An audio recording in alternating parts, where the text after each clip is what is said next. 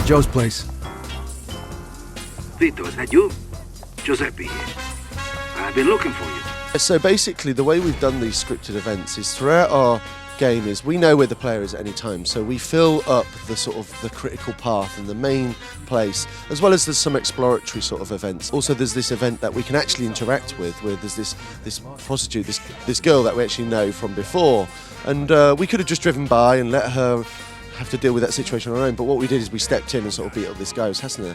As well as that, we saw the mugging as well. That was another one of these sort of interactive events.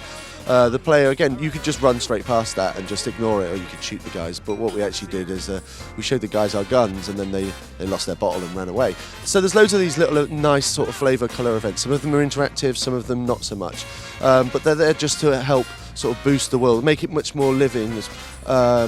We have obviously pedestrian systems that do lots of things, like people look in shop windows and they use benches and they smoke and they do things like that, but on top of that we had these scripted events, so all the way through the game as we progress it feels unique. You know, some of the scripted events are sort of set in the 40s against the snowy backdrop, so they're sort of like kids throwing snowballs and doing things like that, so they're really nice, and we have different events at night during the day, so you really sort of get that feeling of uniqueness the whole way through the game.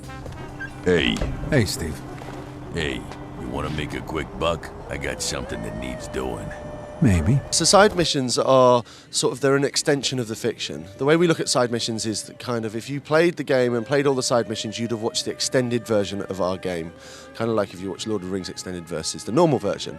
It adds extra depth to the characters that you're already meeting. There's some key storylines that are presented to the players as optional side missions to, you get to see the motivation of these different characters, and it's a really nice thing. It fills in some of the gaps that maybe you don't get. And they're presented to you on the critical path. You'll be away doing a mission, and then you'll bump into a guy, or a guy will call you. And at that point, your main mission that you're on, it gets kind of put on pause, on the back burner, until you sort of complete successfully or fail this side mission, and then we just carry on. So the way these are integrated, it makes it nice. It makes the picture, sort of the narrative between the main game sort of spill into the open world a bit better than other open world games. So it can seem kind of a periphery thing with icons appearing on radars and things like that. So the game's coming on PC, 360 and PS3 for an early 2010 release. What's up, fellas? What, are you guys lost? Shut up and fork over all your dough before you get hurt. Is this enough?